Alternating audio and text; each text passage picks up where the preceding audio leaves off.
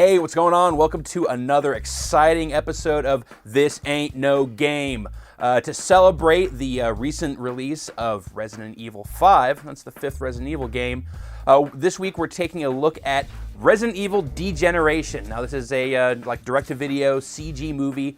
This actually is a pretty good companion piece to last week's movie, Final Fantasy VII Advent Children, in that both of these movies actually do kind of take place within the video game continuity. So Resident Evil Degeneration actually kind of acts as a bridge between the stories of Resident Evil 4 and Resident Evil 5. At least that's the claim. It's a little bit weak about that stuff, but you do get to see Claire Redfield and rookie cop Leon S. Kennedy, although no longer a rookie cop, back together again for the first time since Resident Evil 2. Now, the chaos and the story that's happening in Degeneration is, guess what? Zombies. I know, you're surprised, right? But this time they're in an airport. That's where the movie opens up, is zombies in an airport. And then after that, you get a lot of boring-ass stuff.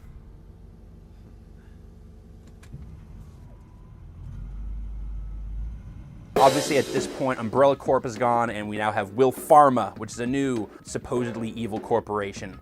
The rest of the movie then takes place kind of within Will Pharma's big headquarters research facility, where all sorts of chaos happens. But none of the chaos really has a lot of punch. Degeneration is actually just kind of a boring movie. That's maybe its biggest problem, is that the thing that's great about Resident Evil that has allowed it to keep going is that even from the start, it has been totally bananas. I mean, zombie sharks, for God's sakes.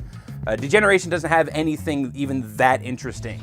We're mostly getting just straight up zombies, just slow moving, shuffling ass zombies. You do get like the weird G-Virus eyeball guy from Resident Evil 2, but even that, it just doesn't have much punch.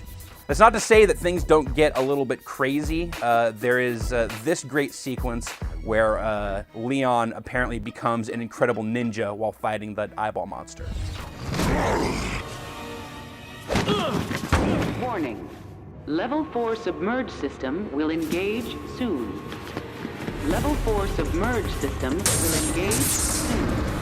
12, 11, 10, 9, 8, 7, 6, 5, 4, 3, 2, 1. You can definitely tell that Resident Evil Degeneration is a Japanese production for a number of reasons. First off, the lip syncing is really bad. The voices and the faces very rarely seem to match up. And that also applies to the actual voice acting. I don't need this. Get them out of here! There's just a lot of cheesy, bad, over-the-top voice acting.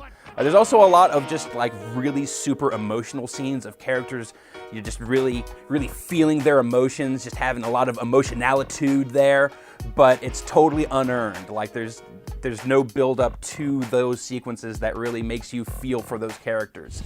Another way that you can tell that this is a total Japanese production is the wonderful dialogue. Lots of people saying extremely cheesy things, which I've compiled in this wonderful montage. You look tired. Blame my new boyfriend. After viewing photos of their latest human test subjects, what are your thoughts? That Halloween is celebrated earlier in India than in the US, maybe? Becoming infected by being bitten. Ugh. It's like something out of a horror movie. If you don't try to save one life, you'll never save any. Oh shit, now what's gonna happen? It probably doesn't help that everyone in Degeneration looks terrible. I mean, this is a CG movie released in late 2008, but you've seen video games with more emotive characters. Everyone has like that kind of rubbery looking skin, and all the hair, it's like they've got a lot of like hair that moves around, but it never moves around quite right. Claire always kind of has like this kind of benign, vague smile on her face. And Leon is always like with his squinty eyes and his little bit of a grimace. So whenever they're talking, they never really move from those facial features, and that is definitely distracting. Another thing about Degeneration is that it is absolutely never scary. And it doesn't even seem like it's trying to be scary. In the latter half, there's a lot of crazy, like, slow-mo action stuff and just madness happening.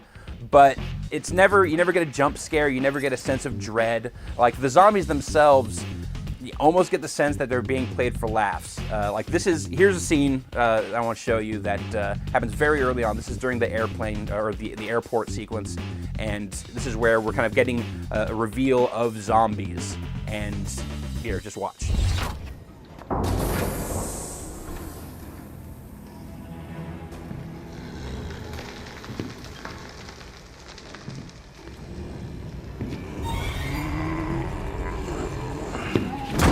So the zombies are capable enough that they can open up like the big door to the airplane. Like, 'cause that's, you gotta like pull off the thing, and then you gotta turn the thing, and you gotta push the thing out.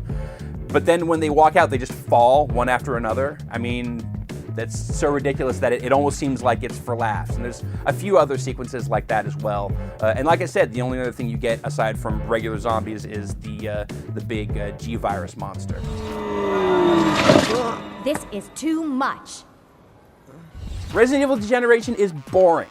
That's really its biggest problem. It stays within the continuity of the Resident Evil video games, but it just doesn't make very good use of that source material. You know, Resident Evil should be over the top and crazy, and there's just not enough of that in this. Technically, it's just not very impressive in this day and age. And you know, this is kind of puts it in stark contrast to Final Fantasy VII Advent Children, where that one just went as crazy as it could with the fan service and just included every single thing about Final Fantasy VII as it could. Degeneration just doesn't take very good advantage of that stuff. Until next time.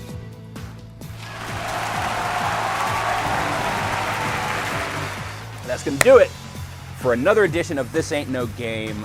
Thanks for watching. As always, I'm Ryan Davis, and